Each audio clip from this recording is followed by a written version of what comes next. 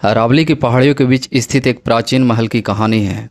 इस महल का नाम था चंद्र महल और यह अपने अद्वितीय वास्तुकला और अद्भुत कला के कारण प्रसिद्ध था। लेकिन सालों से यह भी मशहूर था कि अपनी भूतिया कहानी के लिए। इस महल का निर्माण राजा वीर प्रताप सिंह ने करवाया था, जो अपने समय के बहुत ही वीर और बहादुर राजा थे। महल का वास्तुकला अद्वितीय था और इसकी सुंदरता चारों ओर प्रसिद्धि थी। लेकिन एक दुर्भाग्यपूर्ण घटना ने इस महल को अभिशापित कर दिया। राजा वीर प्रताप सिंह की बेटी राजकुमारी मृदुला अपनी सुंदरता और ज्ञान के कारण प्रसिद्ध थी। वह बहुत ही दयालु और स्नेही थी और अपने पिता के लिए प्रेरणा स्रोत थी। लेकिन एक दिन एक पड़ोसी राज्य के राजा ने, जो अधर्मी और ईर्ष्यालु था, चंद्र महल पर आक्रमण कर दिया। रात का समय था और महल में उत्सव का माहौल था।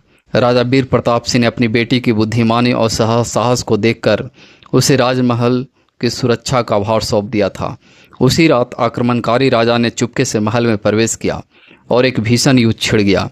राजकुमारी मृदुला ने अपनी वीरता और साहस से धूर्त राजा का सामना किया, लेकिन दुर्भाग्यवश एक धोखेबाज सैनिक ने मृदुला को धोखा देकर उसे मार डाला। उसकी मौत के बाद कहा जाता है कि उसकी आत्मा ने महल को कभी नहीं छोड़ा। उसकी आत्मा महल के हर कोने में महसूस की जाती थी। महलों में रात होते ही राजा वीर प्रताप सिंह ने देखा कि उनकी बेटी की आत्मा रोते हुए महल के गलियारों में घूमती थी। कई सेवकों ने भी बताया कि उन्होंने मृदुला को महल में देखा है। लोगों की डर से महल धीरे धीरे खाली हो गया और वीरान हो गया। सालों बाद एक युवा पुरातत्वविद, जिसका नाम था अर्जुन, चंद्रमहल की कहानियों से बहुत प्रभावित हुआ। अर्जुन बहुत ही साहसी और जिज्ञासु था और उसने ठान लिया कि वह इस रहस्य को सुलझा कर रहेगा। अर्जुन ने महल का दौरा किया और वहां के हर कोने को बारीकी से देखा। उसे महल की सुंदरता और गरिमा से मोहित हो गया। लेकिन रात होते ही उसे अद्भुत और रहस्यमयी आवाज़ें सुनाई देने लगी। अर्जुन निडर था। उसने उन आवाज़ों का पीछा करना शुरू किया। रात के बीच अर्जुन ने राजकुमारी मृदुला की आत्मा को देखा। वह आत्मा ध्वस्त और पीड़ित दिखाई दी। अर्जुन ने उसके साथ बातचीत करने की कोशिश की और उसे निडरता से आश्वासन दिया कि वह उसकी मदद करेगा। मृदुला की आत्मा ने अर्जुन को बताया कि उसकी आत्मा तभी शांत होगी जब अधर्मी राजा और उसके सैनिकों को उनकी करनी का एहसास हो जाएगा।